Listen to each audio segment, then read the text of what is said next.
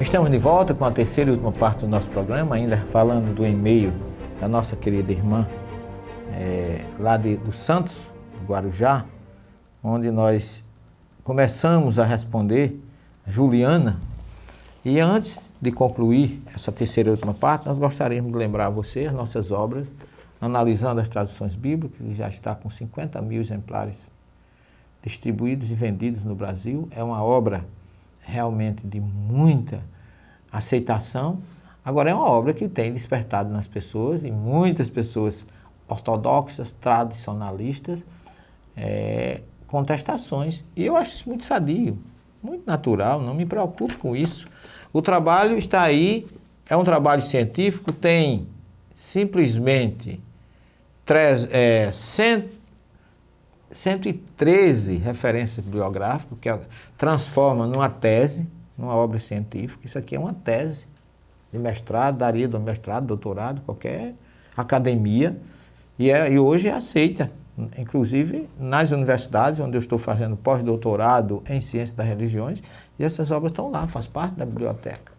Então essa obra aqui, o Evangelho Cristianismo Primitivo, e anote aí, está saindo mais uma obra nossa, que seria todo o cristianismo da era apostólica, desde o século I até metade do século IV, toda a história da comunidade de Jerusalém, da comunidade de Paulo, na Ásia Menor, e da comunidade de João.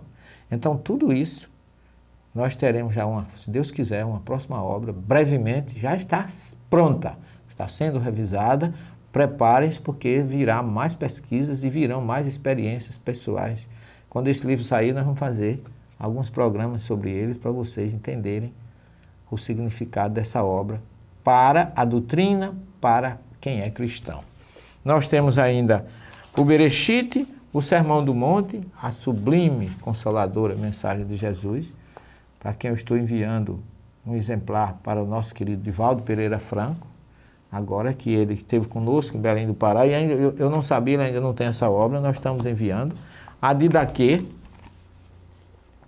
uma obra científica, tradução. Isso aqui foi o primeiro livro canônico do Novo Testamento.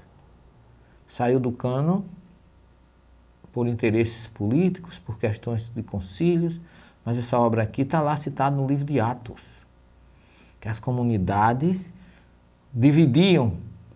repartiam o pão, realizava as cerimônias da comunhão, da repartição do pão e do vinho, e recebiam o catecismo, o ensinamento dos apóstolos. Isso aqui, Didaquê, é o ensinamento dos apóstolos.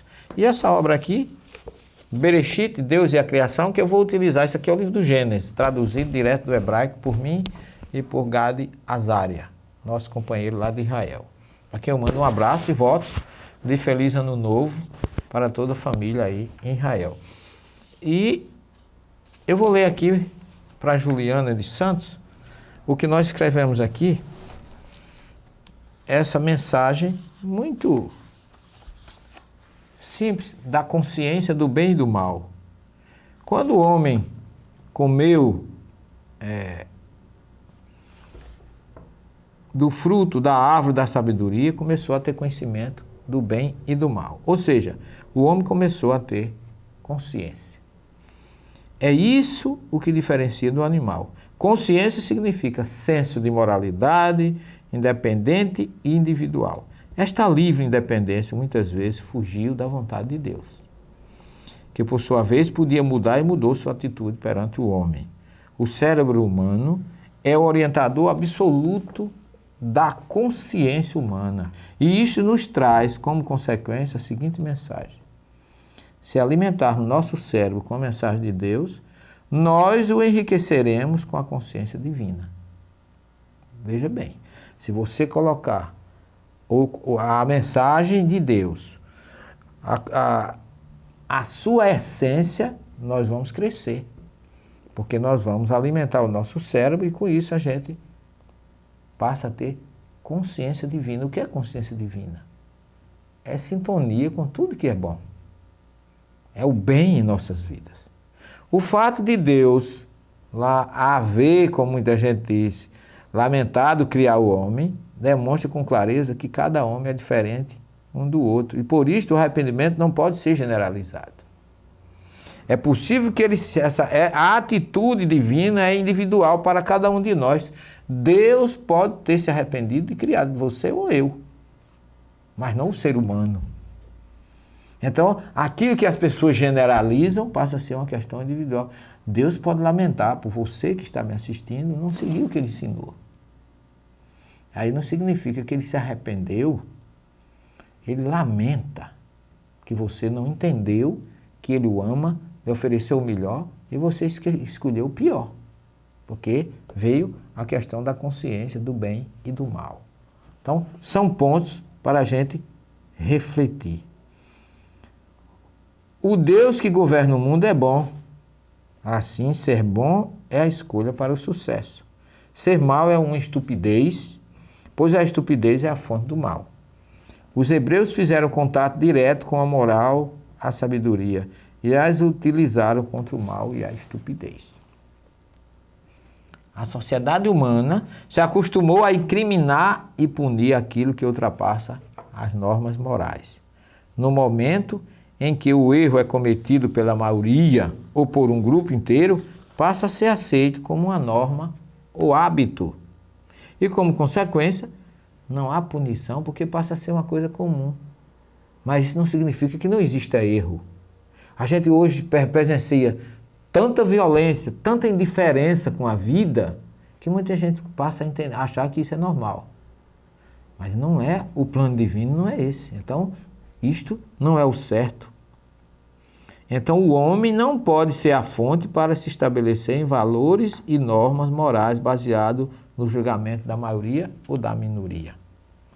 O bem e o mal não pode ser definido por eleições democráticas, porque para justificar seus feitos poderia transformar a luz em escuridão e o bem no mal.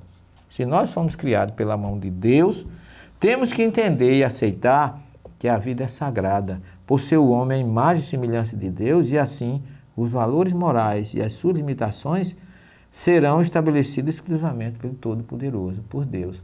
E essa questão do que é puro, o que é impuro, entra nesse contexto, minha cara Juliana. A gente tem que entender que o que vem de Deus não pode ser impuro. Era uma visão daquela época, por isso que você se choca. Por que é que Deus vai gostar que sacrifique um animal? Qual é a graça que tem isso para ele se o animal é uma criatura dele? É a visão humana de achar que sacrificar um ser inferior e oferecer a Deus, Deus ficaria agradável, satisfeito com isso. Então, a questão aqui é puramente de profundidade e de consciência, de luminosidade espiritual. Obrigado, Juliana, pelo seu e-mail. E você que nos assiste, continue, envie também as suas dúvidas, que nós teremos imenso prazer de respondê-la no ar, para você, para o Brasil e para o mundo. Até o próximo programa, fiquem com Jesus e muita paz.